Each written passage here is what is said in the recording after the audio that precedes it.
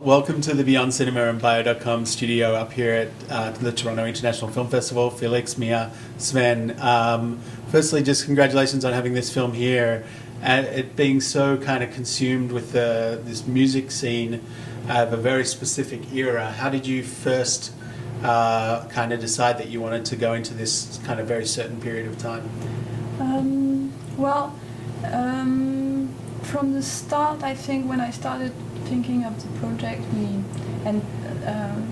speaking about it with Sven, we knew we would make the film start in the years in this area, like 1990 or 1992, because that's where, in a way, that's where everything started. I mean, for this generation, and also as the film is inspired by Sven's life. We thought it was interesting to put the film right at the time when he was like 16 or 17 and discovered this music. So at the time when you were still like so you must have been about 24, 25 at the time. I'm kidding. So you were only a little girl at the time, like 8 or 9 years old. Do you remember this time firsthand, or do you remember it more discovering it through the film? No, for the first years that we were talking about, I really needed Sven's memories, actually, and we spent quite a lot of time talking about it, like the years, his memories about the years, like 92, 93, 94. My first memories really start more around 1995 when I started to go to his parties when he already was a DJ. But the thing is, when I discovered this music, she was a teenager, but she was starting to come to the party anyway. So more liberal environment. Yeah. So for you, exploring this time, a time that is personal to you, and setting it where, you know, in terms of locations, did you go back to the same locations or did you just find substitutes? Well, we tried to go to all the real locations. It was one of our major goals when we started. Of course, it wasn't possible in every locations for many different reasons, but most of them, I think, are the real locations. In Paris. All locations that really have the same atmosphere and spirit. But like, for example, like the scene at the PS1 in New York, it was exactly what happened, I don't know how many years ago, but yeah, real location, really, very close to what it was.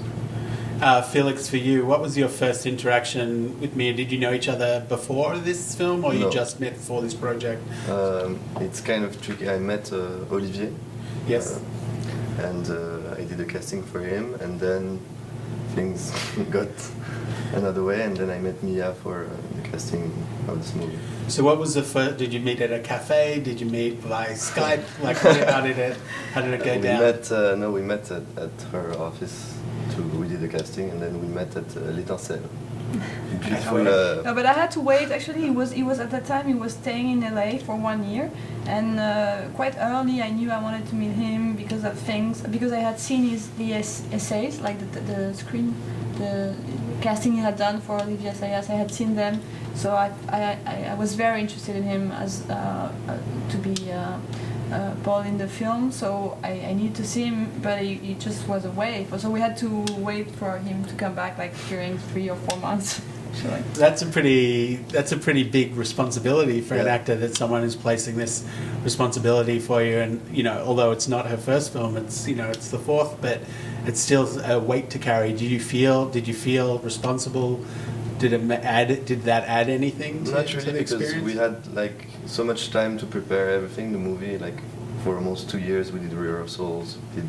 We went to see movies together. I mean, it was really nurtured by different stuff. So when we started shooting, I felt like I was shooting with my family. It was not really a big pressure. What did the music of the era add to the emotion of the character? For me, it was very, very important. It's strange because when the casting director sent me the message saying I would like to do, he said it's a movie about garage, and me, I was like, I was not that much specialized into this kind of electronic music, so I thought it was like rock garage. I didn't know it was electronic music. But me, I have my own music label, and I'm really passionate about electronic music, so it was.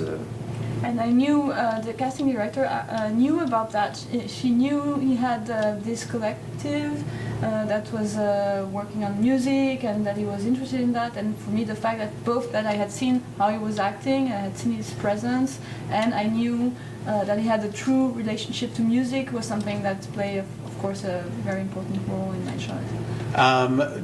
Cannes Film Festival for us is very significant in terms of where we distribute some content, and also have spoken to some pretty amazing people over the years.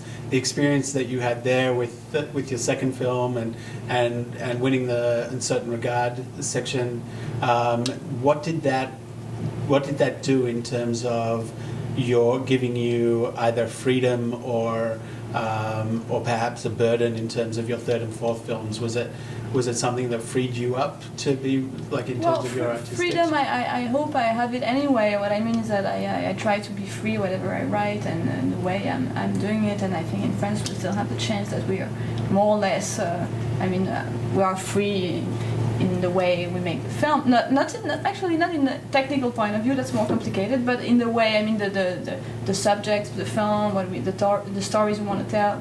So I've always been free anyway, but it's true that from my first film was there too, but in La Quinzaine, and then the second one in Un Certain Regard, and then my film started to be sold. To be released all around the world, and that really was a huge change for me.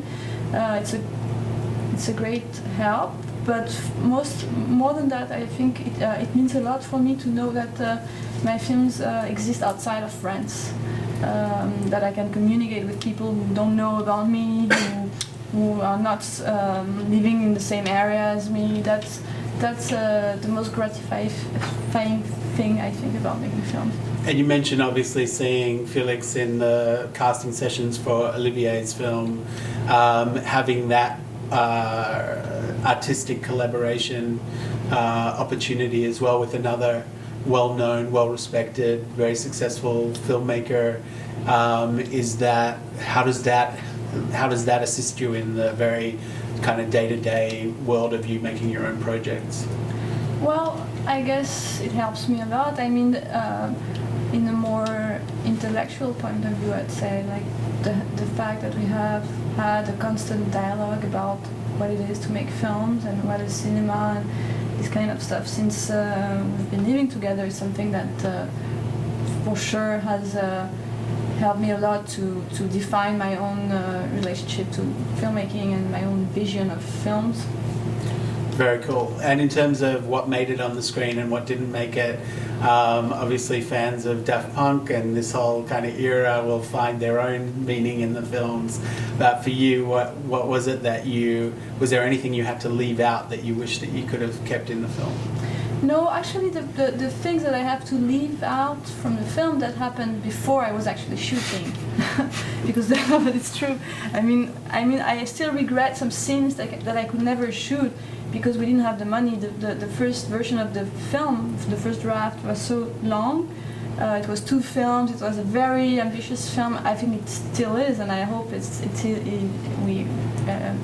we managed to keep its ambition, but not in the same scale. It was really like 2 long feature films, and we could never find enough money for this project. So I had to make the script much shorter, and so there was a lot of scenes that I had to leave out, and that I am still regretting some of them.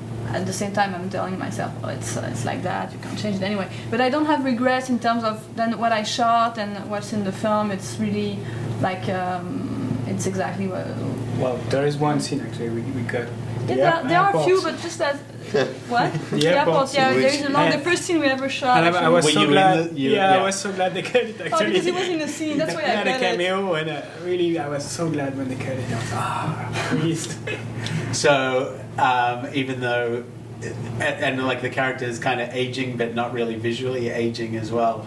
Like, so for you, kind of coming in, maybe it was kind of good that you were cut because, at the time it was a younger self that was experiencing these things, so you can put yourself in your mind's eye as the real time that it happened. But for you, was it a weird experience watching kind of different people kind of relive an era that meant a lot to you? Yeah, a little bit, but not that much actually. But almost all of the characters are inspired by friends of mine, and when they saw the film, they were really shocked, like surprised. Wow! For me, I was so much into the film, to the project in every part, so I didn't realize. But when they saw it, yeah, they felt strange, very strange. Very cool. Well, congratulations on having the film here. Thanks so much for coming in and spending a few minutes with us. Thank you so much. Thank you.